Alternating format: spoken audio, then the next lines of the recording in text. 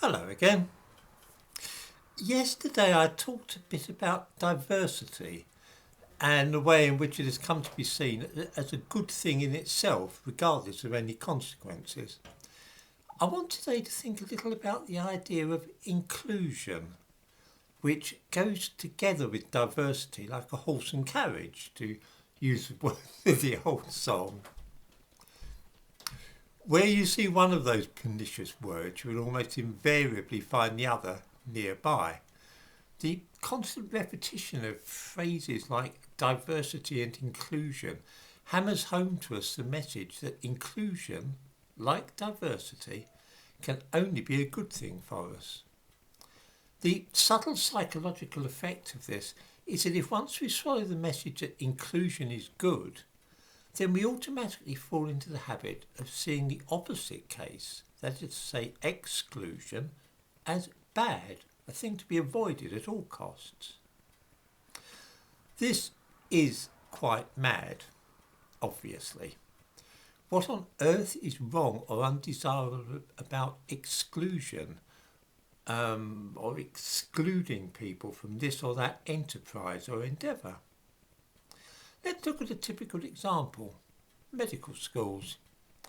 All that we hear about such places now emphasises the need for a more inclusive approach to allocation of places. Surely though, when considering students who wish to study at medical school, the focus should instead be about exclusion rather than inclusion. There are, after all, many people who should be excluded from our medical schools. Do we want stupid people to be trained as doctors in Britain? Probably not.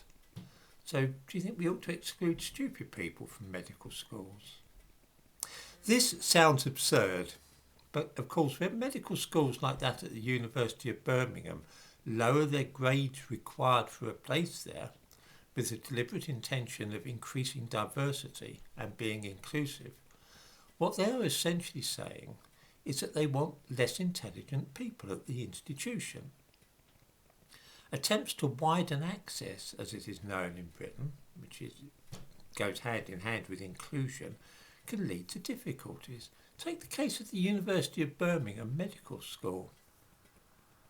In the late 1990s, the then British government suggested that it would be a good thing if more people from what were described as non-traditional groups should somehow be encouraged to enter higher education. That is to say, stay on after the age of 18 and study at university. This initiative was known as widening participation. The medical school at Birmingham joined enthusiastically into this programme by greatly expanding the number of students recruited for their 5-year course. This was following recommendations from the Medical Workforce Standing Advisory Committee in 1997, which suggested that medical schools should seek to attract an increasing number of students from local socially deprived areas. It's all about inclusion, you see. Although launched in 1997 and concerned initially with just social deprivation, the widening access agenda received an enormous boost in 2000 with what became known as the Laura Spence affair when it appeared in the news. This was about a working class girl from the north of England who had loads of GCSEs at A star and didn't get a place at Oxford University. A political row developed about whether the university was discriminating against working class pupils. This mutated into a wider debate about the fact that many of the best British universities were not only filled with middle and upper class students, but that nearly all of them were white.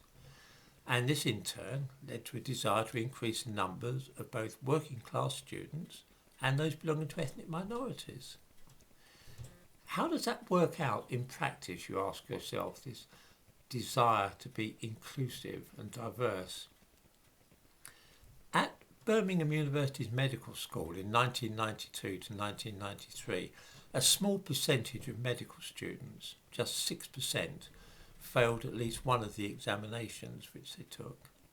To put this another way, 94% of students sailed through the course without failing any examinations. 10 years later, in the years 2002 to 2003, the percentage of medical students at Birmingham failing at least one of their examinations had soared to 48%. In other words, from 94% of students passing all their examinations, within a decade only about half of them were doing so.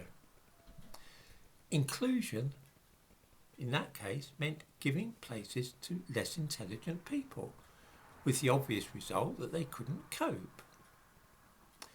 What about cold-hearted and cruel people? Surely we'd wish to exclude them from medical schools. Or those who faint at the sight of blood? What about people who are blind or cannot speak a word of English? Once we stop and think about it like this, we soon find that the very concept of inclusion is a nonsense. It makes us feel warm and fuzzy to talk in such terms, but nobody really thinks that including everybody is a wise move, and it's often a terrible idea, as we saw when Birmingham Medical School set out to widen access and become more inclusive. Unless we first draw up a list of people we wish to exclude from this or that job, educational institution, company and so on, then to talk vaguely about inclusion is quite meaningless. Would it be wrong for a university, for example, to try and recruit British students and avoid foreign ones? Many people would say yes, since it's our taxes which subsidise such places. Would a more exclusionary policy in such places be wrong? What about a building site? Should jobs there be open to people in wheelchairs or those who are blind? Most people would laugh at such an idea, and yet by doing so they are implicitly endorsing the idea of not being inclusive towards people with disabilities. My own feeling is that all the various legislation in this field should be rolled back and employers, universities and so on free to make their own decisions on whom they recruit. I honestly don't even see why we need legislation to control who I should and should not be free to give a job to. In short, I think that it's time that inclusion was ditched as an idea, along with diversity, and people were to be given the right to decide things for themselves without government interference. In the description to this video, I give a reference relating to the disastrous affair at Birmingham's medical school, which has only got worse in recent years, by the way.